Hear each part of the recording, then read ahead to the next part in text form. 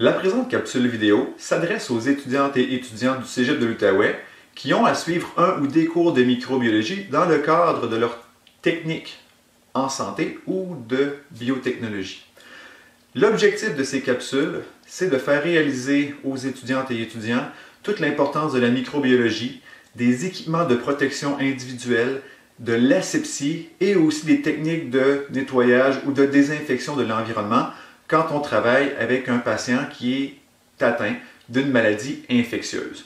Donc, on va voir toute la chronologie des événements par lesquels va passer ce patient-là, que ce soit par exemple lorsqu'il est pris en charge par les gens de soins préhospitaliers d'urgence, ensuite en soins infirmiers, inhalothérapie, analyse biomédicale, etc. Certaines capsules vont en plus faire appel aux techniques de biotechnologie, de techniques de diététique. On va avoir aussi techniques policières. Donc, si vous voulez savoir quels sont les programmes qui sont impliqués dans chacun des scénarios, dans chacune des capsules, vous pouvez regarder dans la description de la vidéo juste en dessous. Donc, vous verrez le temps auquel on fera appel aux différentes techniques de santé du Cégep de l'Outaouais. Donc, l'idée derrière ça, c'est de faire réaliser aux étudiants des différents programmes qu'est-ce qui est fait après leur intervention ou avant leur intervention. Par exemple, souvent, un étudiant en soins infirmiers ne sait peut-être pas quelles sont les procédures qui ont été suivies par l'étudiant en soins préhospitaliers d'urgence, donc celui qui a amené le patient à l'hôpital. Et parfois, l'étudiante ou l'étudiant de soins infirmiers ne sait pas ce qui est fait par la suite par la personne en analyse biomédicale.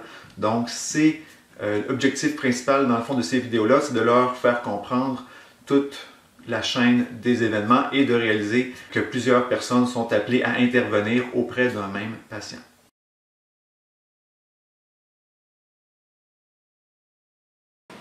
Donc, vous êtes affecté dans une aréna pour un accident de hockey. Donc, on a un joueur qui a une lacération au niveau de la cuisse. Malheureusement, ce joueur-là a une pathologie qui serait porteur du VIH. Donc, les mesures de protection seront des mesures de protection de base. Initialement, le lavage des mains avec le Purell.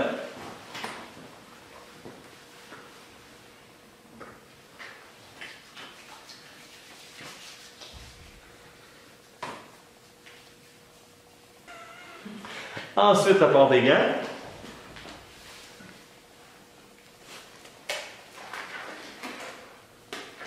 Donc, évidemment, comme les lunettes ne font pas partie des mesures de base, mais c'est une bonne pratique à avoir, on rajoute les lunettes de protection et on est prêt à intervenir auprès de notre patient. Donc, pansement standard qui sera fait avec l'équipement de premiers soins.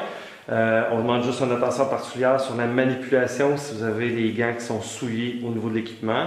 Et après l'intervention, nettoyage avec le Vanguard qui va être fait au niveau de l'équipement.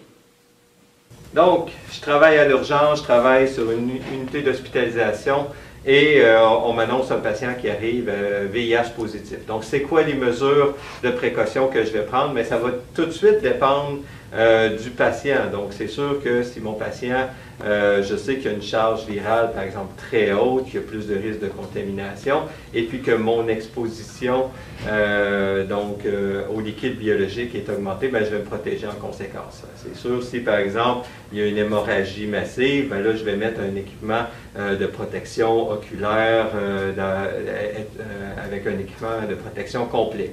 Par contre, si je dois aller faire un soin très simple à un patient que j'ai peu de risque de contact biologique. Alors là, les techniques de base, lavage des mains, port de gants, c'est amplement suffisant. C'est vraiment pas un virus qui va nous sauter dessus, c'est transmissible par des liquides biologiques. Donc, ce qui est important, c'est par exemple, si je vais aller piquer mon patient, ben, je vais tout de suite disposer du piquant tranchant là, avec le contenant BioRisc. La même chose que n'importe quel autre patient. Dans le fond, mon patient VIH, on a toujours tendance à faire beaucoup plus attention par peur de se contaminer, mais on devrait avoir la même vigilance auprès de tous les patients qu'on reçoit à l'hôpital.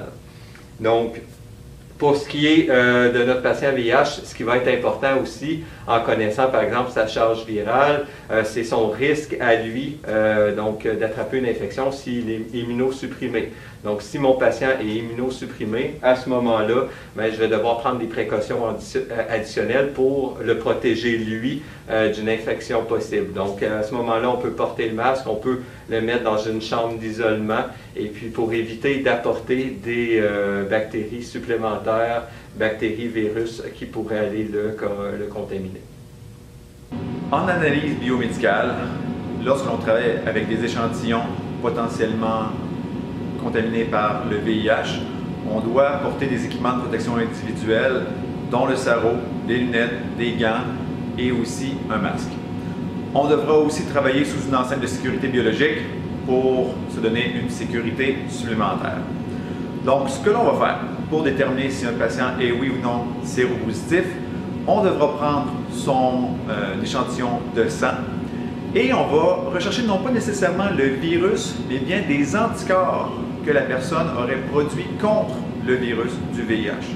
Donc, ce que l'on recherche, c'est ce qu'on appelle les anticorps anti-VIH1 et anti-VIH2.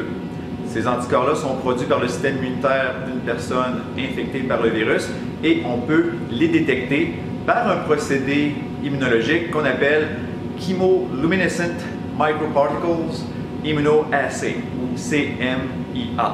Donc, ce processus-là va nous permettre de révéler si la personne est porteuse ou a produit, dans le fond, des anticorps contre le virus. On peut aussi chercher un antigène précis du virus qui s'appelle l'antigène P24. Donc, il y a deux façons. Soit on cherche un antigène précis du virus, soit on cherche certains anticorps produits par le patient. Ce processus-là peut prendre un petit peu plus de temps.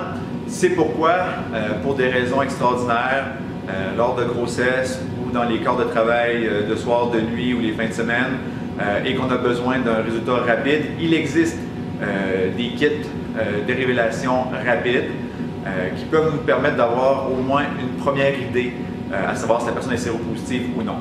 Par la suite, on pourra procéder à un test plus précis, le CMIA dont je viens de parler, pour confirmer le diagnostic. En hygiène dentaire, si vous avez à travailler avec un patient ou une patiente qui serait séropositive, donc qui serait infectée par le VIH, ça ne devrait pas changer vos bonnes habitudes et le port de l'équipement de sécurité de base. Donc, pour n'importe quel patient, dans le fond, que vous le sachiez ou non, il faut toujours prendre pour acquis que le sang, la salive du patient peut être potentiellement contaminée. Donc, vous devez porter votre blouse, vous devez porter des gants, vous devez porter un masque et des lunettes de sécurité pour protéger toute éclaboussure qui pourrait survenir et aller dans vos yeux. Une fois que le patient donc, a été soigné, vous avez fait des traitements d'usage, c'est toujours important de désinfecter adéquatement la salle. Et pour la désinfection, souvent, ce sont des lingettes de peroxyde d'hydrogène accéléré qui vont être utilisées. Donc, une première lingette va être utilisée pour nettoyer les surfaces et une deuxième lingette sera passée partout, pour s'assurer qu'on retire toute trace de virus, bactéries qui pourraient être présentes dans l'environnement.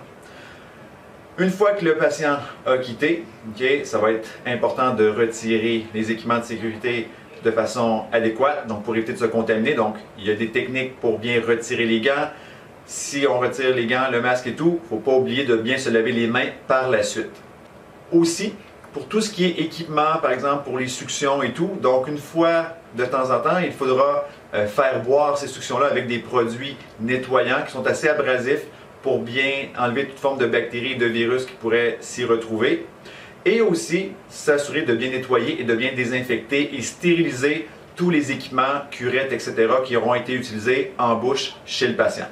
Pour plus de détails sur la désinfection et la stérilisation des instruments, je vous invite à aller voir une petite vidéo que vous allez voir apparaître dans le haut de l'écran. Et vous allez voir comment la désinfection et la stérilisation se fait dans la clinique d'hygiène dentaire au Cégep de l'Outaouais.